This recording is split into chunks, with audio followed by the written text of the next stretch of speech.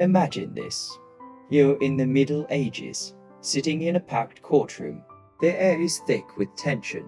The accused stands in the dock, shackled and trembling. The crime? Murder. The accused? A pig. Yes, a pig. Sounds unbelievable, right? Well, it gets crazier. So stick around because, in a moment, I'll tell you how they even gave animals lawyers. And if you subscribe in the next 10 seconds, I guarantee you'll never look at bacon or rats the same way again. So, what was going on in the Middle Ages? Well, let's just say they had a lot of free time and some truly wild ideas about justice. Back then, animals weren't just food or farmhands, they were seen as moral beings. Meaning, if a pig got into trouble, it didn't just get punished on the spot. Nope, it got its day in court. Don't go anywhere just yet because in a moment, you'll find out about a trial where rats outsmarted an entire courtroom. And no, I'm not making this up. Let's start with the infamous case of 1386 in Falaise, France. A pig was accused of killing a child. Now, instead of just saying, "bad pig," and moving on, the townsfolk decided to have a proper trial. They hired a lawyer for the pig, yes. A lawyer, and dressed it up in human clothes for the occasion. Picture this, a pig in a waistcoat and breeches, standing awkwardly in a courtroom while a judge says, "How do you plead?" The pig, of course, said nothing because it's a pig. After much deliberation, and probably some sickering, the court declared the pig guilty. The punishment? Public execution. The pig was paraded through town and hanged. Yes, they hanged a pig. But wait, don't leave just yet. Things get even wilder.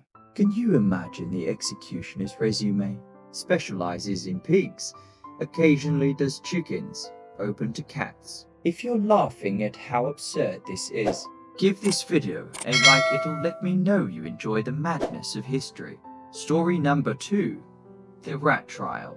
If you thought the pig trial was wild, wait until you hear about the rats.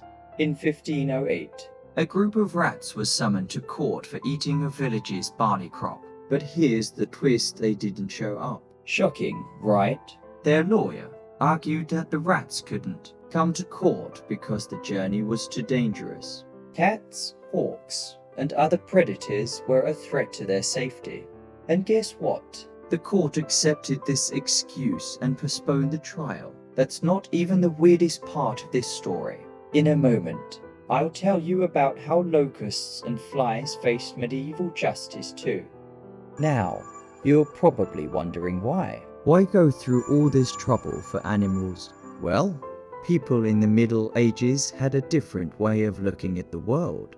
Animals were seen as part of the moral and religious order. So if they misbehaved, they had to face justice. Plus, let's be honest, these trials were a spectacle. People loved the drama. It was like the medieval version of reality TV. The real pigs of Falaise. And it wasn't just pigs and rats. They put locusts on trial, excommunicated swarms of flies, and even banished weevils from vineyards. Wow. These punishments weren't just absurd, they were hilarious. Speaking of funny, if this story made you laugh, why not hit that like button? It'll help more people discover these quirky tales. Looking back, these trials seem ridiculous, but they also give us a peek into how people thought in the Middle Ages, mixing faith, fear, and let's face it, a need for entertainment. So, what do you think? Was this justice or just medieval madness? Let me know in the comments. A like for the pigs and a comment for the rats.